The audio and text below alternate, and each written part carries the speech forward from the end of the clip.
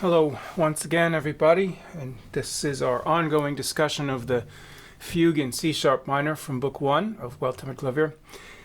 And for this video, I would like to discuss how we look at what's going on in a piece of music like this and come up with some kind of sense of narrative or plot line. Obviously, we have all this dense counterpoint, layers and voices, and almost like an impenetrable jungle of tangled musical lines, which somehow is mysterious and beautiful and pleasing, but does it all add up to something? Where is it going? Is there a storyline? Is this measure more important than that measure? Is there a reason to play this part as more of a important moment than that part?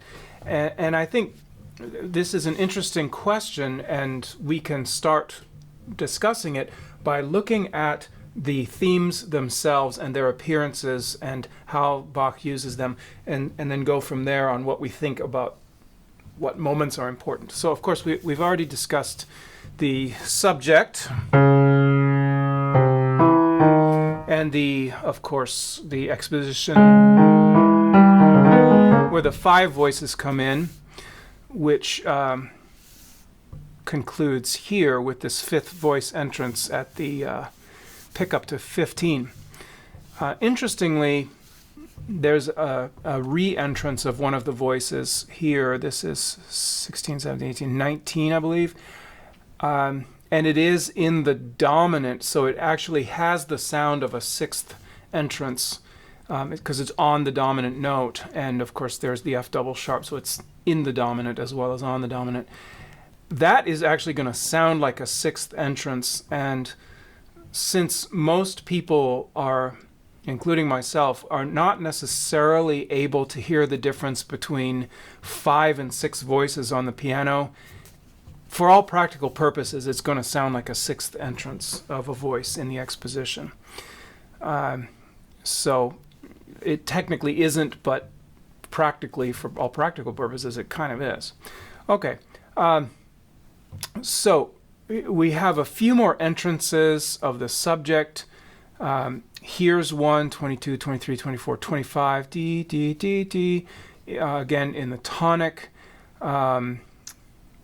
Probably there are some others if we look very carefully.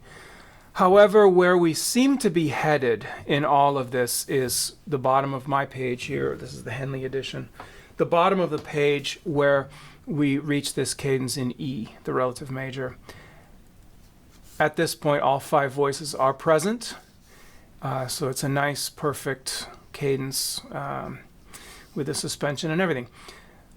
From that moment, then, as we move forward, we now get this new idea, the running eighth notes.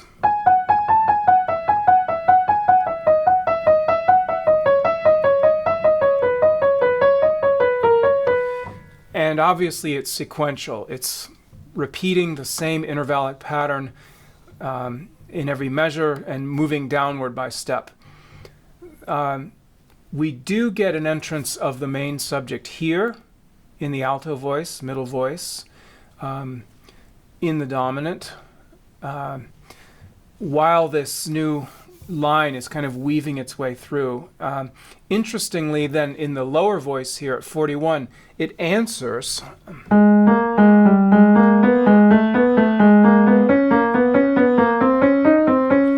in this chromatic climbing version, which is a kind of, it's actually the inversion of this. It's the upside down version. So take every interval in this one, turn it upside down, and you'll get this one.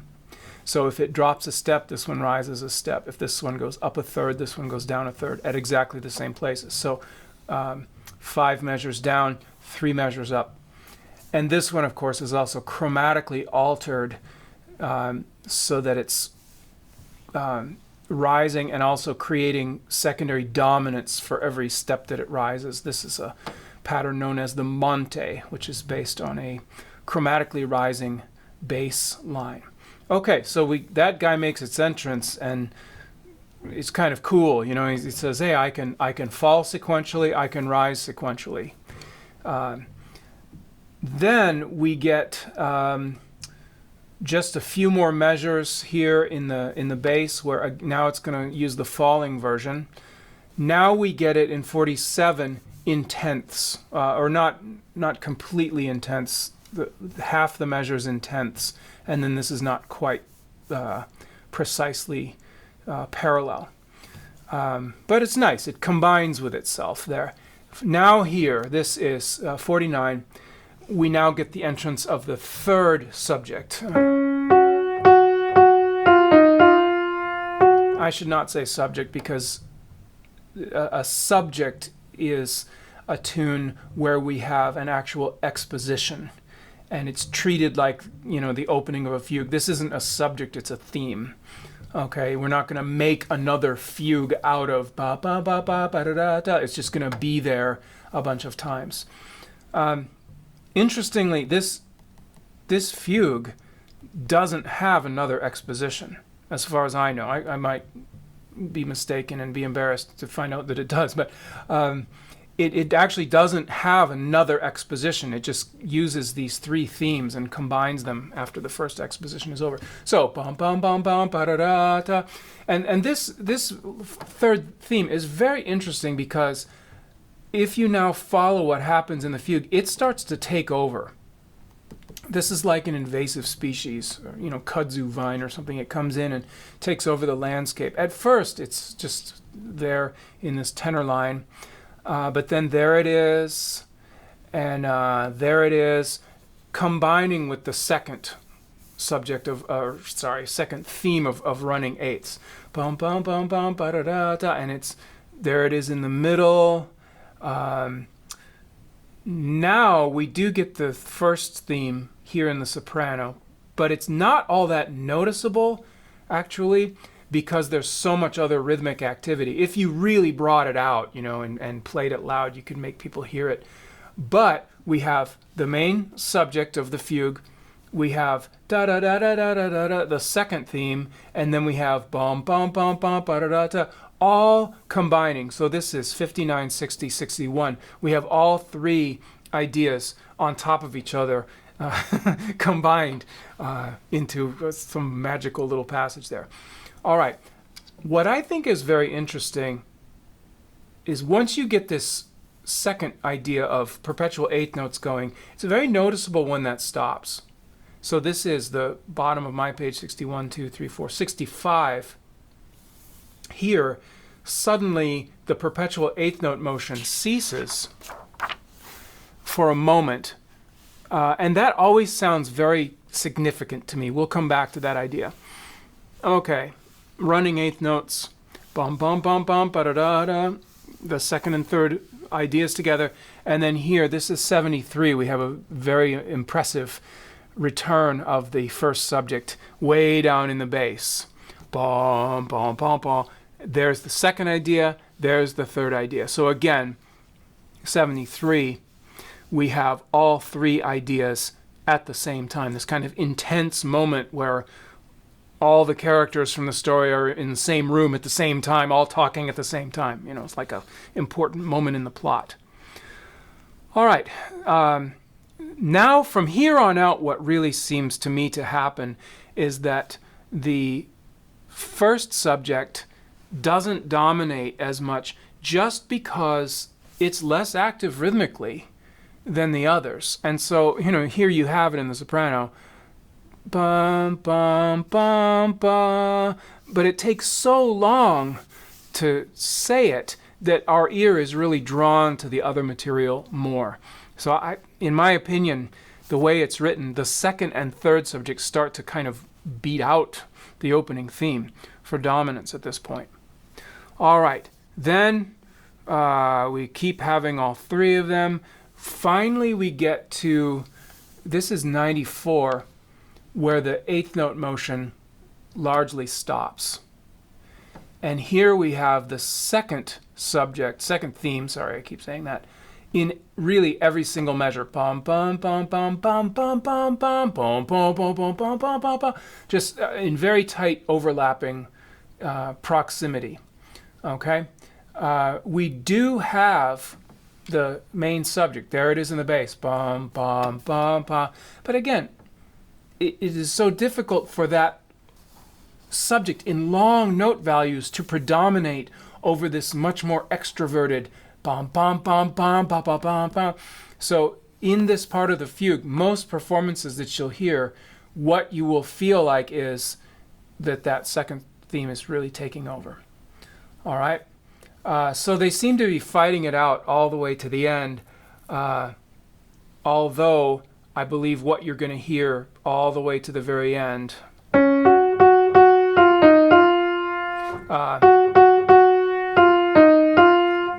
the second idea really seems to have the final word.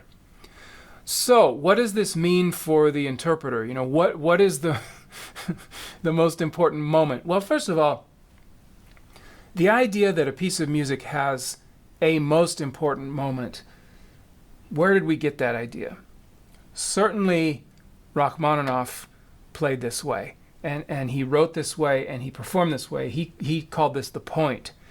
The point was the one moment of greatest emotional intensity in the piece. And in all of his shorter works, like his etudes and preludes, there generally is one moment where you can identify something like that. And he would try to play music that way. Maybe you could say that with Chopin, you could maybe say that with Schumann, or maybe Schumann has multiple moments he's working toward. I think this whole idea is somewhat of a romantic 19th century idea. If you go to poetry in the 19th century and you look at Wordsworth and Shelley and what they were saying, they described the kind of mission statement of romantic poetry as the spontaneous overflow of powerful feelings. That's a really good phrase, the spontaneous overflow of powerful feelings. So everything they were doing in poetry, they were trying to build up to this great moment, and then they say that one killer line, and everyone's like, whoa, amazing. And a lot of romantic music is built this way. Where is that one great moment of the spontaneous overflow of powerful feelings? To some extent, I think we're reading that back into Bach, and Bach probably isn't thinking that way. I think there's nothing wrong with reading that back into Bach and playing it that way. If I want to take one tradition and tattoo it onto another tradition, why can't I do that? You know, I'm free. But I also want to recognize that maybe that wasn't the priority of Bach. The priority maybe was more of just this seamless perfection and skillful combination of voices, maybe not the powerful overflow of feelings. So again, I don't advocate for one more than the other. Only I advocate to recognize where we get our assumptions from about what should happen in music. I love romantic music, so I'm totally fine with playing a Bach fugue from a romantic point of view. But if somebody says, no, I want to play it more from an 18th century point of view, I think that's great too. I do think this could be good if you're into romanticism. This bolt of lightning from the sky, shaking the earth with the return of that main theme. I think this stretto area here where the second subject is piling on top of itself, it's almost unbearably tense if you play it that way. This moment right here, by the way, where we're supposed to have a 5-1 cadence, this is actually quite cool. What I'm expecting is either or, and what the composer gives us is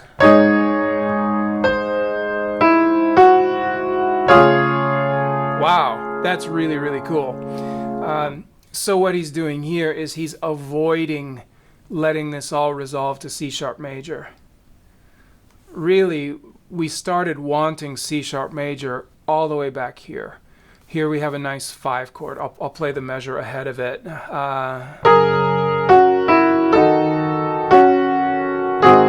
it is. And once we hear that, we want that. But what we get is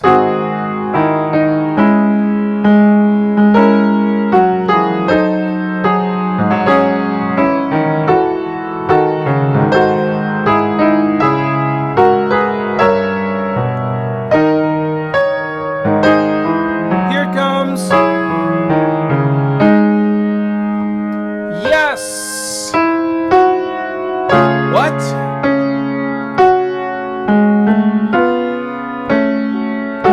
Please.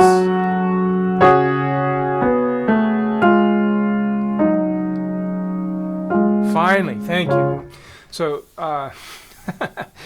if you're, again, taking a kind of romantic or expressive point of view on this, one of the things you might want to do is torment your audience by trying to make them want the resolution and deny it to them and drive them almost crazy with all of these evasions. There are several evasions of the 5/1 cadence through here, and each one raises the tension and drives them slightly more crazy. Finally, we let them go here and release them.